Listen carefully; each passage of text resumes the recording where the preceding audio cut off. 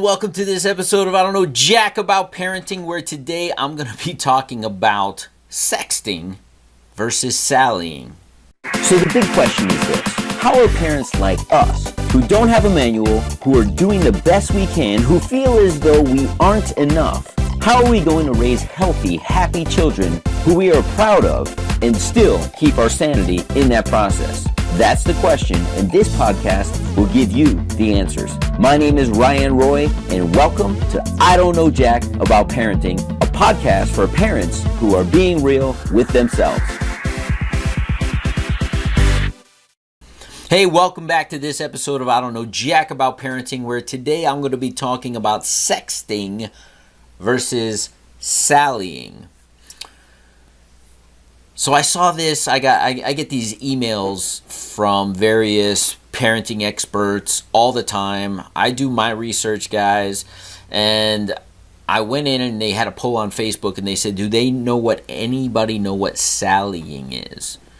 So, and it's a type of sexting. So for those of you who don't know what sexting is, and I imagine my audience for the most part, if you guys have been listening for a while, because I have two little ones, they're going on 8 and 2 years old.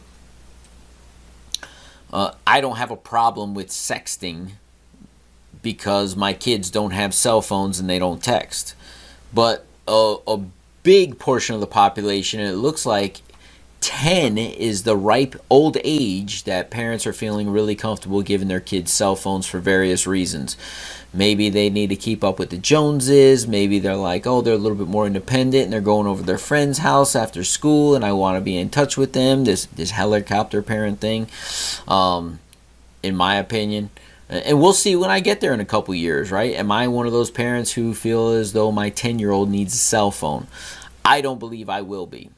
Because I don't want them to have access to all kinds of things the internet has to provide, nor do I want them to be subject to bullying online. I don't want them in chat rooms. I don't want them on Facebook. I don't want them in Snapchat. I don't want them in Instagram. I think they're too young to emotionally deal with all or any of that stuff. So I don't believe that. And as soon as one of their friends has it, everybody's going to have it. I talked about video games not too long ago in one of these episodes, and just because everybody else is playing Fortnite, my son's like, well, everybody else is playing it. I'm like, okay, fantastic. You're not everybody else. I'm not everybody else, and I don't do things just because other people do it. And you could be mad at me now, but you'll thank me later. When will I thank you? When you're as old as daddy. And you have your own kids, and you have clear-cut boundaries for your kids' safety, you'll look back and say, I'm glad my dad did this because I had a good role model on what to do with my own children. That's my hope. So sexting versus sallying. So I went and tried to Google. So sexting is basically, without me looking up the definition, is talking explicitly in a sexual manner through texting via, and this is popular among teens. I imagine it's popular among adults also, right? It doesn't stop at teens, but this is their first probably introduction to hearing or being subject to or displaying some type of sexual behavior through words. Now, sallying, and I tried to Google this, and there's absolutely nothing out there right now, so it's a fairly new thing. Sallying is playing on a person's emotions and speaking to them in a way that they start to feel liked. I imagine a lot of boys do this to girls, and maybe girls to boys, in hopes that the end result, after whether it's a day, an hour, a week, whatever time frame of you really pouring into this person, sallying is a way for you to manipulate them, that the end result is that you get a nude picture of this person. What the you-know-what? Really? So the one article that I did read that even put me onto this, and then there was a poll in Facebook.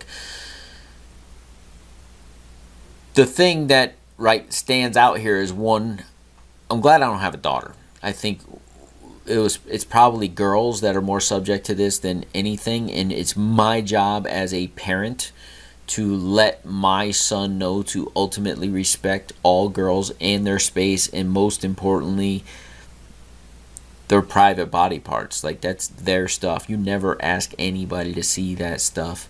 It's just off the board. I catch you doing something like that, young man, we're gonna have some challenges. That's what I can do from my perspective. But what the kids don't understand, and the teenagers, they think this is something innocent. And parents, we need to have this conversation with our kids. And I said, so the moderator of this feed, and it was a small feed, right? Like 30 or 40 people said that they had no clue what sex or sallying was. And nobody said yes, they had heard of it or anything like that.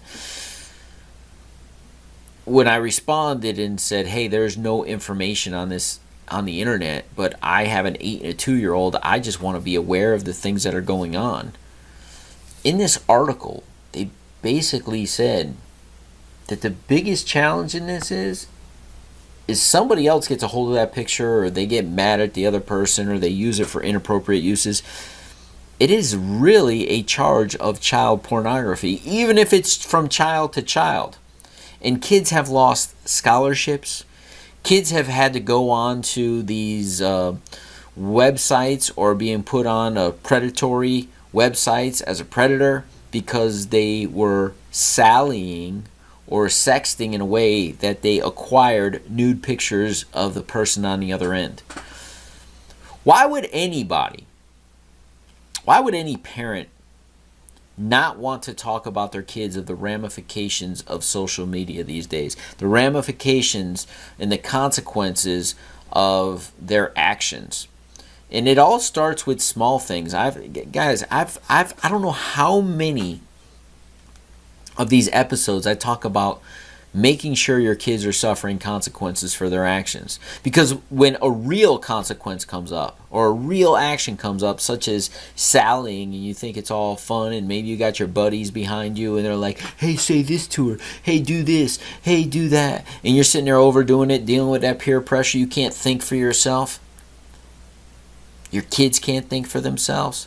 Your little girl's going over there, let's see it. And their girlfriends are at a little summer party and they're trying to get some boy to show a part of his body that he shouldn't be showing anybody. And then they all giggle and everybody has it. One passes it to the next. Next thing you know, it's on an anonymous email from somebody somewhere being sent all over the school. Kids are bright. They know how to do those things. But that one kid's humiliated. And the kids, where it originated from, if it's ever found out, and with technology today it can be, they're put on sexual offender lists. When it comes up for a college scholarship, right, they're academically doing really well, and now they have to answer to a school board official of why they should let you in. What have you done that's exceptional? Have you ever been in trouble? And if they ever run a background check, it sees that they're a sexual offender and that they took nude pictures or received nude pictures from a minor when they were just a minor themselves. There are huge consequences for these actions. And I feel as though, I don't know jack about parenting, right? I say it all the time. But I know that it's important for kids to understand consequences for actions at an early age so that they understand it at a later age and that they understand it as adults. And I'll hear the term often, they're just kids. You keep saying that long enough, you're always going to have the challenge. Because then it's, they're just teenagers. They're just, adolescents.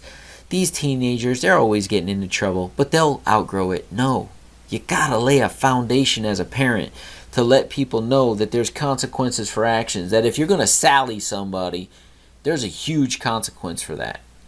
Not only for you, but for the other person and their emotional well-being. And you shouldn't want to hurt anybody else. Love thy neighbor, right? This is a biblically basic and sound. Love thy neighbor. And loving somebody isn't embarrassing them. Loving somebody isn't intruding in their space. Loving somebody isn't asking them to do something that's super uncomfortable for them that could potentially hurt them long term. And I really don't think that there's enough parents having these conversations with their kids. I know that at some point here in the near future, especially if my son gets a cell phone, he already talks about honoring his body. He already talks about his privacy. He already talks about, hey, Dad, hey, I'm going to change. Can you close the door? Yes, absolutely. That's your body. Hey, Dad, I was at the pool the other day, and some kids were peeking in when I was, changing in the stall. Why do they do that? I don't want to see anybody else's privates.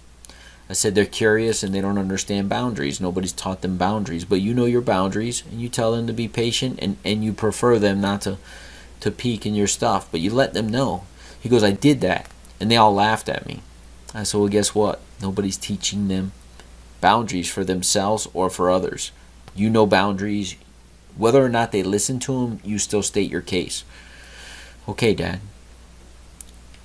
It's an interesting world to navigate.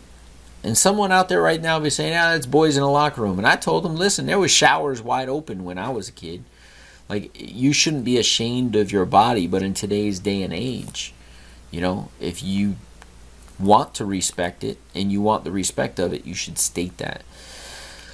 So it's a tangled web we weave. I don't know jack about parenting, but I know things such as sexting or sallying, if I'm aware of them well before, I can have a plan and I can talk to them about. So educate yourself. When I responded that I had a 2-year-old and an 8-year-old, but it's never too early to learn about these things, it looks like a husband and wife couple who runs this moderation page in the feed, and the wife responded, and she says, that's the attitude more parents need to have. So who knows? Maybe I interview them for a podcast. Who knows? Maybe more comes of it than this. But pay attention to what's going on in your children's world. Pay attention to the trends that are happening. See how they could potentially get hurt, because it's our job to protect them. Not smother them, not helicopter. Protect them from the things that they may not be aware of. And I can tell you, those kids who got scholarships taken away or were put on a sexual misconduct list somewhere before the age of 18, and they won't come off of that ever. Unfortunately, the majority of those were never spoken to by their parents. So I blame the parents just as much as I blame the kids. See you in the next episode. Do you want to be the dad you wish you had? If so, go get my free book, Be the Dad You Wish You Had, at BeTheDadYouWishYouHad.com. Inside, you'll find my most effective 40 tips to quickly and easily transform yourself into the ideal dad. Go to BeTheDadYouWishYouHad.com now and get it while it's free.